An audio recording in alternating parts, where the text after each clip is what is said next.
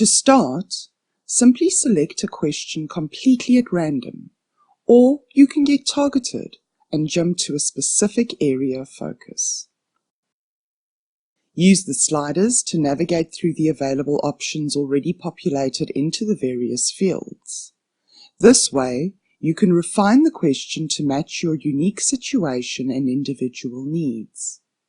To further refine and really find the perfect question, you can click or tap on the slider fields and type to replace the text inside those fields. Now, hit the Use Question button to register your question.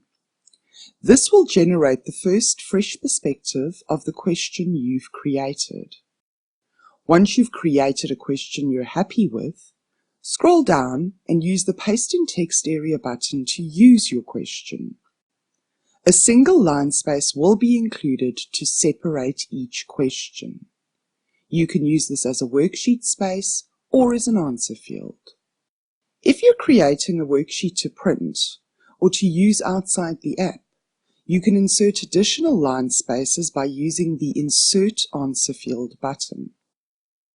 This second view of the question is also a great place for you to type out any first-round answers to the questions you've created. You can also include any notes you'd like, such as dates and times, the things you'll want to know if you look back on these notes in future. Once you've created as many questions, answers, and notes as you'd like to, scroll a bit further down and hit the Create Q&As button to generate the results view. This is a third fresh perspective of your questions and answers. All the text generated in this results view is also editable. Now, you can click and type anywhere to add further notes and insights that may come to you about what you've already unpacked. You're also free to edit and correct any errors you spot. This is useful if you're creating a worksheet or want to keep these as journal notes for reference later on. Once you're happy with all your edits, select Make PDF to save your results.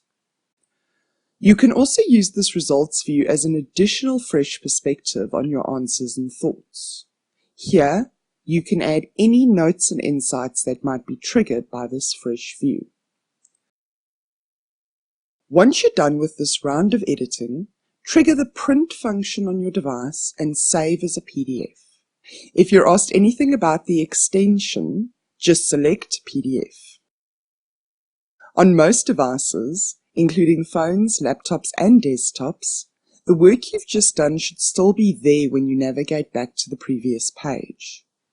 This enables you to go back and make more extensive edits, useful when you're creating a worksheet, for example.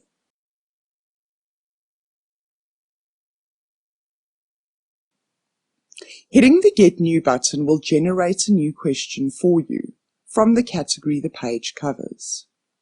As before, you can edit the question using the sliders or by typing into the slider fields. When your question is perfect, hit the Use Question button to register your new question. Notice how the text area still contains the old set of questions and answers we just created.